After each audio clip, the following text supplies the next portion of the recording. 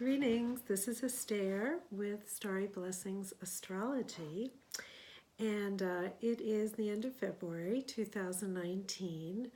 Mercury has already entered the sign of Pisces. Mercury entered Pisces on February 10th, and we're headed into the first Mercury retrograde period of 2019. So there will be 3 retrograde periods this year. They happen every year, 3 to 4 times a year for 3 weeks at a time. So sometimes it feels like it's always Mercury retrograde, and sometimes we have a little reprieve. So when Mercury entered Pisces on February 10th, it definitely felt immediately like Mercury was retrograde. So usually what we feel when Mercury goes retrograde is some glitches in communication, maybe thinking isn't so clear, maybe there's mixed messages, things can break down, things disappear from the material realm and then seem to mysteriously reappear at some later date. So when Mercury goes retrograde, the processes that Mercury rules, which is the conscious mind, communication, relationship with family members, not so much the spouse and your children, but more like the next level out in the mandala of your relationships, neighbors. These communications can become confused, unclear, and also on the upside, they can be divinely inspired. You could say something of incredible kindness and compassion to someone and have it be a life-changing experience for them and maybe for you as well. So in all the constellations, there is a spectrum of expression. So the Piscean expression, being ruled by the planet Neptune, has a really wide range of expression, all the way from the desire to escape, heavy use of addictions, whether it's food or medication or alcohol or shopping or work or worrying, whatever is your addiction that helps you feel like you're escaping from the feelings. That's going to be very seductive when Mercury is in the sign of Pisces. And the sun, of course, is in Pisces right now as well. And Neptune is also in Pisces. So we're in a very Piscean kind of a time.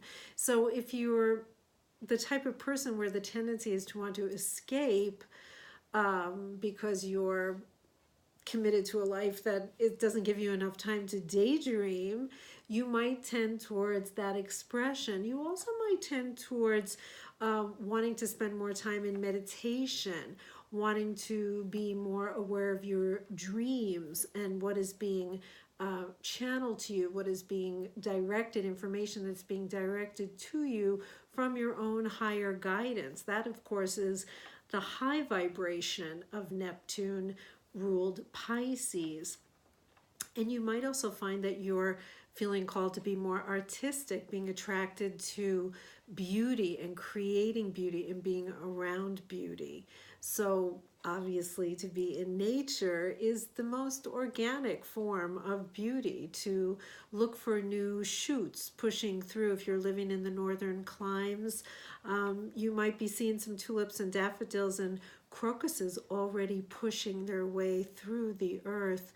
And it's so important to think about that process. You know, what's happening underground in the winter on the earth, in the northern, in the temperate climates, is there's a rest that's going on. The plants are resting. And as the light starts to change and the temperatures start to warm up a little bit, I'm seeing the ground start to heave and plants are pushing their way through. And I often think at this time of the year about the energy that it must take for that plant to bust through that semi-frozen thawing ground. And doesn't that somehow feel like what we have to do when we're breaking through our own frozen areas? And so this time right now in Mercury in Pisces, and it's going to be, so here's the details, the technical. Mercury entered Pisces on February 10th. And on March 6th, Mercury will have moved all the way to 29 degrees Pisces. That's the very last degree of the sign. And then it's going to station retrograde. That means that it halts in its path and it appears from our perception on Earth to be going backwards. And it's going to appear to go backwards for 3 weeks. And on March 29th, it's going to station direct. That means it's going to halt and prepare to appear to move forward again. And it will have moved back to 16 degrees Pisces. So it will have moved back over the degrees it's already been at. And then on March 29th at 16 degrees Pisces, it's going to move forward again and cover again those degrees of Pisces that it has already visited twice. So, and then on April 16th, it will actually end its stay in Pisces, and on the 17th, it'll move into Aries. But it will have been in Pisces for 9 weeks. So that's a really long time for the mischievous messenger of the gods to be in the watery element of Pisces, because if you've ever tried to talk under the water, you know, blah, blah, blah, you know, nothing's coming across. Or like Charlie Brown's parents, wah, wah, wah, wah, wah, you know, you're not really hearing things clearly. And so sometimes you can feel really confused or be deluded, be kind of taken on a little ride that isn't really necessarily reality, if you want to kind of figure out what reality is. I mean, when Mercury's in Pisces, the big question is, you know, what is reality? Is the dream time reality? Is the time you're spending in meditation and visioning for your life, is that more reality than the reality you're actually when you're doing the dishes? So this is a nebulous time, and it's a time for you to kind of flow more, allowing to yourself to flow more between the linear and the non-linear. You know, Pisces all is about letting go into the big unity consciousness, but we don't really know what that means. You know, we use the words, but, you know, most of us feel kind of onto ourselves, and pretty much everyone I know, including myself, are control freaks in some place in our lives, if not many places. And the Piscean energy is the opposite of that. The Piscean energy is surrender and letting go, and really letting go to some divine plan of which you have no control. The control that you have over this time is, over this time that Mercury is in Pisces, is to commit to coming to some peace in your mind, some place of relaxation, so you can allow things to unfold rather than make them happen. It's going to be hard to make things happen during this time, but it's going to be easy to go with the flow of the divine will the more that you kind of surrender your own.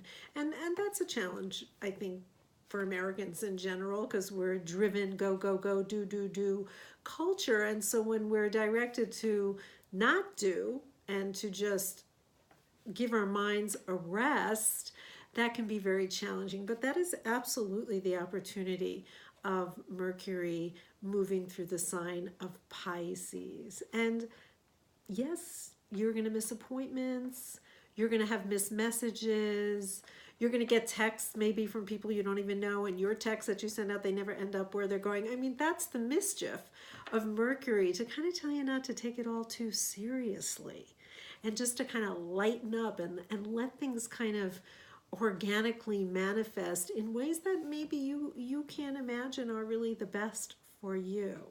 So, you know, most of us are holding on with a death grip to how we think things should happen. And sometimes when we just let go, way better things happen. And it doesn't mean that you're, you know, standing in the wind and letting that all kind of run your life, but it's more about following the directive of your intuition, which is not always the same, and often is not the same as your rational mind, which is telling you to do things in a certain way, and your intuition might be telling you to do things in another way.